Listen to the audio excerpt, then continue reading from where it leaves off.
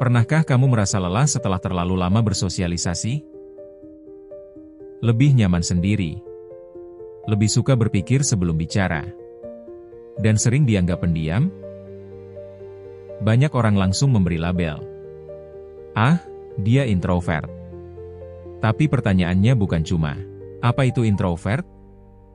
Melainkan, apakah introvert bisa berubah? Introvert bukan berarti pemalu. Bukan berarti antisosial. Dan bukan berarti tidak percaya diri. Introvert adalah tipe kepribadian yang mengisi energi dari kesendirian. Kalau orang ekstrovert merasa hidup saat dikelilingi banyak orang. Introvert justru merasa pulih saat punya waktu sendiri. Mereka lebih reflektif, lebih dalam berpikir, lebih selektif bicara, dan lebih nyaman dengan lingkar kecil. Istilah introvert pertama kali dipopulerkan oleh Carl Jung, seorang psikolog asal Swiss, di awal abad ke-20. Jung membagi kepribadian manusia menjadi introvert dan ekstrovert. Bukan sebagai baik atau buruk, tapi sebagai cara berbeda dalam memproses dunia. Introvert fokus ke dunia dalam, pikiran, perasaan, refleksi. Tapi ekstrovert fokus ke dunia luar, interaksi, aktivitas, dan lingkungan. Tidak ada yang lebih unggul, hanya berbeda.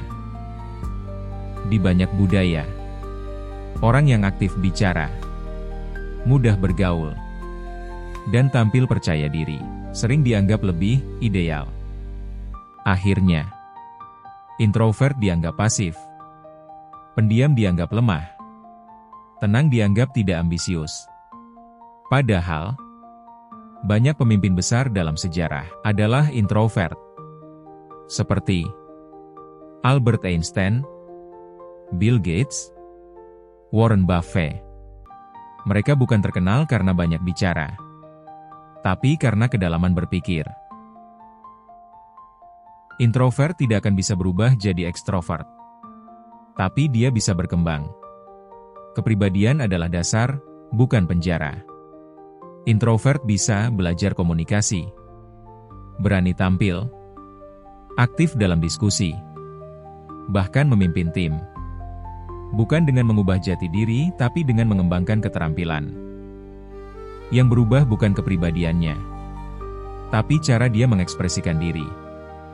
Seorang introvert tetap butuh waktu sendiri, tetap lelah setelah banyak interaksi, tapi bisa tampil percaya diri saat dibutuhkan. Bayangkan seorang siswa pendiam. Di kelas jarang bicara, tapi lebih suka mengamati. Tapi saat diberi tugas presentasi tentang topik yang dia kuasai, dia bisa bicara dengan tenang, jelas, dan penuh isi.